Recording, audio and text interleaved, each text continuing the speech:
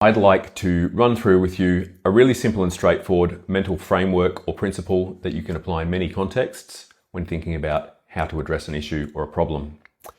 A friend of mine who I'd recently become acquainted with noticed that I use on my phone what's called a grayscale filter, which puts the display of the phone in black and white. It's in black and white at almost all times. The way that Apple devices or iOS devices are set up means that you can enable a grayscale filter or a red filter, and you can actually have that at the flick of a switch. He said to me, "Oh, you've got grayscale on. That's cool. I don't see that very often. How do you find it?" And I said, "I find it great. I've had it on for well over a year now, and if I need to look at something in color, then I will flick it back for a moment."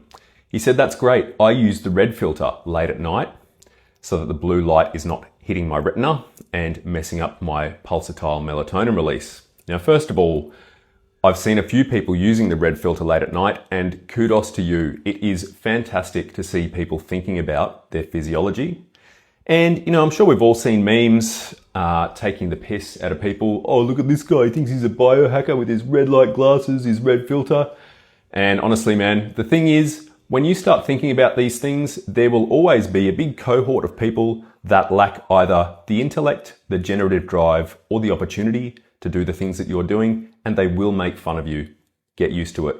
Now, why do I prefer a grayscale filter to a red filter? This here, as you can see, is a rudimentary drawing of a tree. Now, the way I look at things is red filter, fantastic. You can flick it on late at night when you're looking at your phone so that the blue light that would otherwise be emitted from the phone doesn't disrupt your sleep architecture.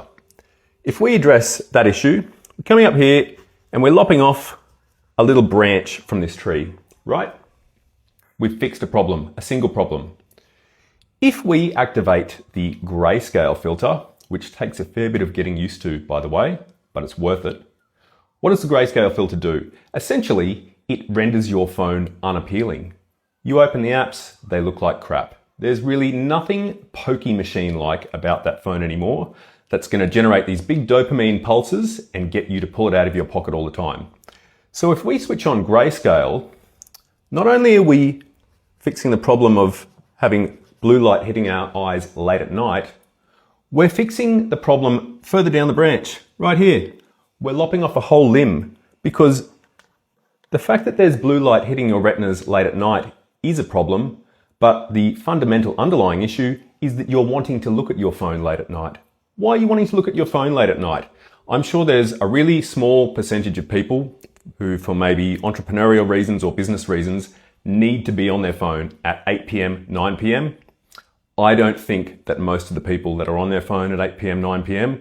are doing work. I think they're doom scrolling.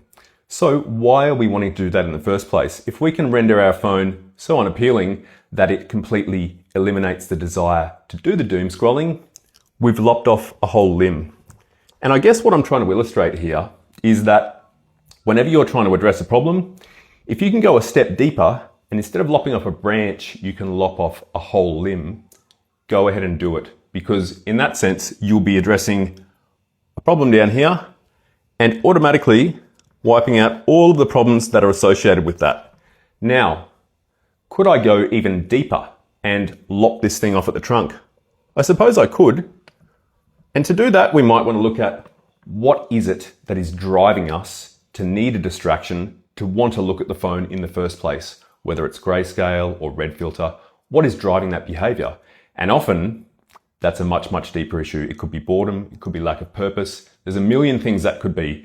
And what you'll find is as you get closer down here to the trunk of the tree and then right down into the roots, to address some of these behaviors is necessary over the long term, but this can be quite costly. It takes a lot of work, there's a lot to unpack, and there's a lot to integrate.